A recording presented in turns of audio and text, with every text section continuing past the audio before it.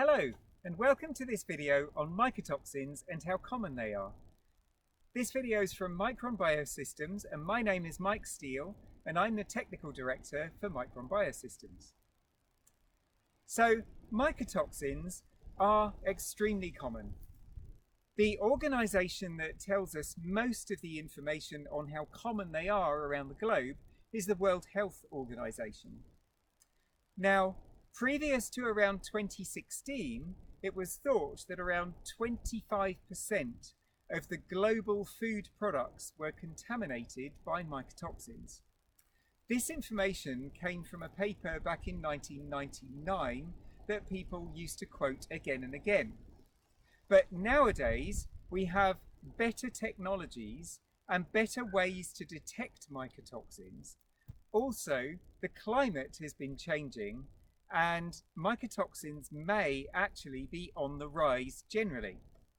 And the latest figure is actually that mostly around 75% of the world's food and animal food may be contaminated by mycotoxins. So we've seen how common mycotoxins can be, and how some of the publications have shown that our detection methods are getting better, and how widely contamination of mycotoxins can affect us. This publication showed that the range can be from 10 to 92%, but most levels were in maize and wheat in pig and poultry feeds. So Micron Biosystems did their own feed survey looking at mass spectrometry analysis of ruminant TMR samples, poultry samples and swine feed samples, and these were from Europe, Middle East and Russia. And we can see that in the poultry feed, most of these feeds were contaminated.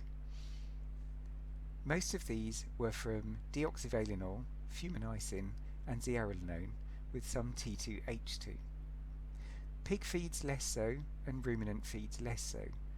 But what you can notice is that most of these are contaminated with more than one type of mycotoxin. The levels of mycotoxins in parts per billion were highest in poultry, but ranged between 1 and 300 parts per billion in pig and ruminant feeds also. And remember, these mycotoxins can be additive in effect or even synergistic. So we also looked at ruminant feeds in the UK, and we had 36 farm samples sent in of grass silage, maize silage and TMR.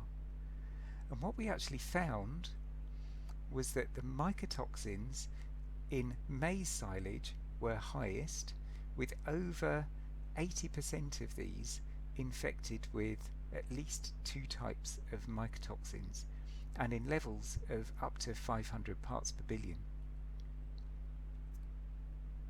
In TMR samples, slightly less so and in lower levels, but still in multiple mycotoxins contaminated in TMR. And we also looked at straw samples, and straw samples we found over 80% of these were contaminated with mycotoxins. And in these, most of these were contaminated with deoxyvalenol, T2 and HT2. So in summary, mycotoxins are extremely common, and they tend to be seen in animal feeds, mostly in those that contain high grain and maize contaminants. And ruminant feeds are commonly found to have deoxyvalenol, zearalenone and fumicins, but most of them are contaminated with multiple types, and these can have a synergistic effect. So it's always better to analyse and then do something about them. So Micron Biosystems produces ultrasorb mycotoxin remediation products, and these are designed to stop or reverse the damage of mycotoxin contamination. Ultrasorb comes in species-specific formulations, and each of these have 4 modes of action: to bind, transform and degrade the mycotoxins, and to protect the gut. and to optimize production, feed Ultrazorb daily. There are 4 types of each product for each species. So there's Ultrazorb Normal, Ultrazorb Extra, Ultrazorb Plus and Ultrazorb Core.